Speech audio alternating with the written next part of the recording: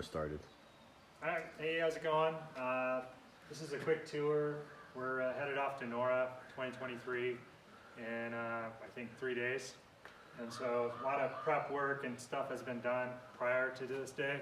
But I wanted to give a quick tour of some of the spare parts we have to do, the trailer, the prep on the racer, kind of just an overview of, you know, what it takes to get down there and have some fun. So yeah, so it's a 1972 Bronco is what we race in Mexico. This is the 5th year, I believe, of racing. It's got about probably just pushing almost 9,000 race miles on it, which is quite a bit. The thing takes a lot of abuse, but it keeps on going. It's virtually stock. It doesn't look too stock, but it is. Stock frame, stock body, stock suspension. The interior is a little customized, but it's all intents and purposes, it's pretty close to stock. Walk with me, Meg. So yeah, so this is the racer. You can see, shoot a little bit inside, you can see that it's set up for racing. We have the harnesses and the seat and a minimal dash. We've got you know, our fish finder. So this is the poor man's navigation down there. It makes things very simple. We got you know, safety equipment. The roll cage is pretty stout, and a lot of lights. For all intents and purposes, it's very purpose-built. It'll never be restored. We don't have a windshield. We do run open windshield, but we do have these deflectors. They're mostly good for wind. Otherwise, when we race in open face helmets. So the wind's pretty intense when you're going 70, 80, 90 miles an hour. So with these, it deflects some of that, and it's not so bad. We also have a communication system. We have an intercom system that we talk back and forth, so it makes talking a little easier as well.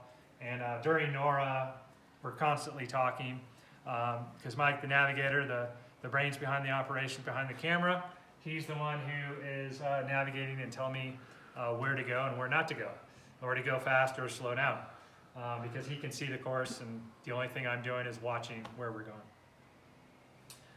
So yeah, so this is the Bronco. It's on 35-inch BFGs. It's got some cool Method race wheels, which is obviously a proud sponsor, and we're a proud receivership of that sponsorship. You can see some of our sponsorships on the side here. Phil and Jeremy, 2 parts of the crew and friends. They're the linchpin of the operation as well. And we'll come down here and give you a little insight back here into the back of the Bronco. So instead of just a bed, you know, a normal stock Bronco would have a little seat back here.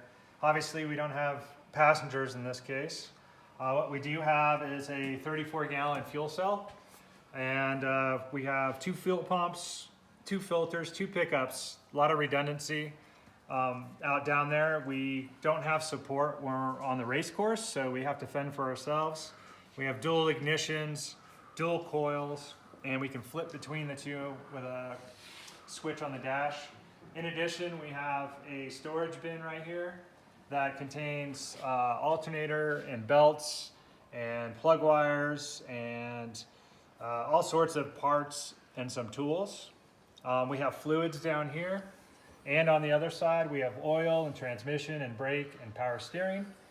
We have 2 batteries under this cover back here, so we run a dual battery setup for redundancy. This is the first aid kit that we haven't mounted yet, which is important. We also have a bag here for the impact, so we carry a cordless drill or a cordless impact gun for changing tires. We got some safety equipment. If our cordless goes bad, we have a backup here. We've got some ammo cans back here with recovery gear. The other side has some tools. We have a transmission cooler on the back.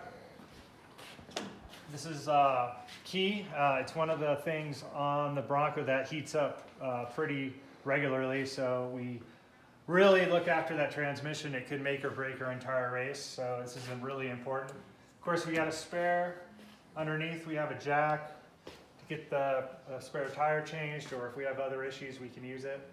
And then we have a spare drive shaft. So we have a rear drive shaft here spare and ready to go.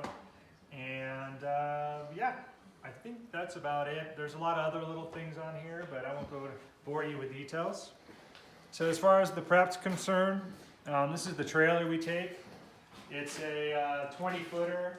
It's got 3 spares for the racer. It's got 3 spares for the trailer. We also, a new addition this year is a fuel tank, and we're going to use it for diesel. About halfway down, diesel gets kind of scarce, especially with 230 other racers and all their support vehicles. So having that diesel reserve is really an awesome option. In addition, we'll have some other stuff on here. We'll have a jack, an off-road jack, so we can use it kind of in the pits. We take a spare transmission, we have a spare transfer case, we have a spare steering box. We have a spare steering tie rod that goes between the 2 knuckles in the front. You can see all the bins here. They're turned around, but they're all labeled on the other side. These are all spare parts.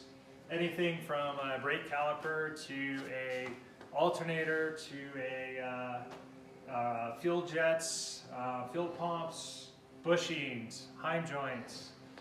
You name it, it's probably in here. In addition, we have a lot of tools that we take, probably 2 or 3 bins worth of tools.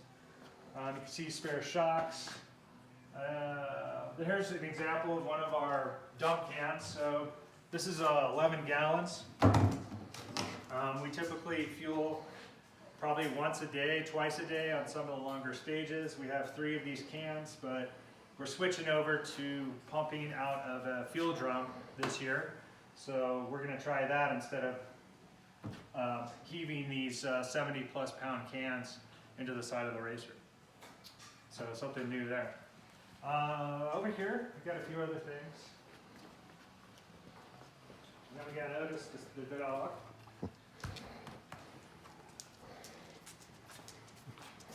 So over here we have some more spare parts. We have a radiator fan. We have a spare transmission fan.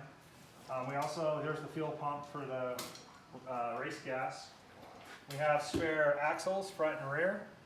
And then we have various tools, bolts, electrical, you name it, we try to take it. It's a pretty tough scenario down there when you're broke, so we try to take things that are unique to us. There's very little in the way of support outside our chase crew, so it's always great to try to bring down things that you think you might need and be tough to get down there. That's about it. So we're continuing to just pack over the next few days, and hopefully head out of here early Thursday morning and head down to NORRA. Thanks.